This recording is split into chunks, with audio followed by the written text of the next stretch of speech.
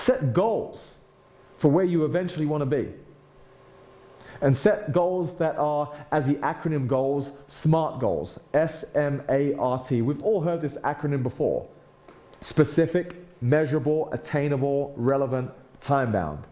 But I want to add an ER on the end. And this is becoming more of a common add-on to SMART goals, to create smarter goals.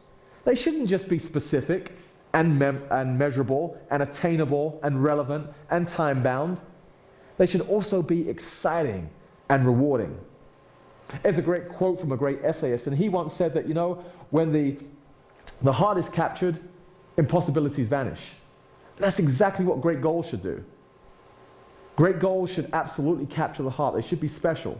The first time we met about a year and a half ago down at the University of Florida for a clinic that I was lucky enough to speak at, and you were also speaking, and there were two things that you spoke about that really resonated with me in regards to mental toughness.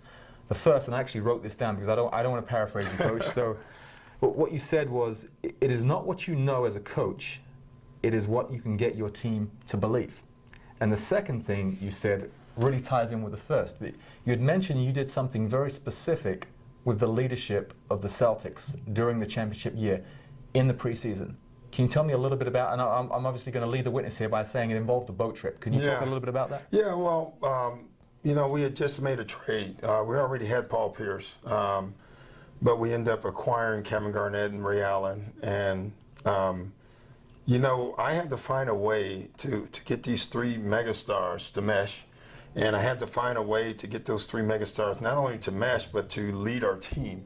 And so I came up with the boat trip. The boat trip is the duck boat. You know, in Boston has a tradition when you win a title, they put you on these duck boats and they drive you through this parade route through the city. And so I had them meet me in my apartment, and all of a sudden this big duck boat pulls up and they're looking at it. We get on and we go on the exact parade route that you would go on if you wanted.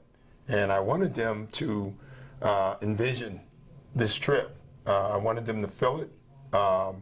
And it also gave me a chance during the trip to talk about what I needed from them, that I needed to sacrifice from them, that I needed them to buy in to me and trust me, and I needed them to trust my system, and I needed them to get out of their comfort zone, because the more success you have, the more you fall into a comfort zone, in my opinion.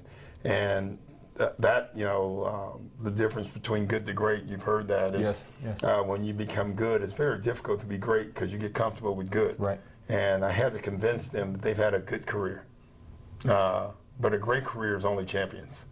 And I had to convince them that for them to have a great career, that they were going to have to get out of their comfort zone.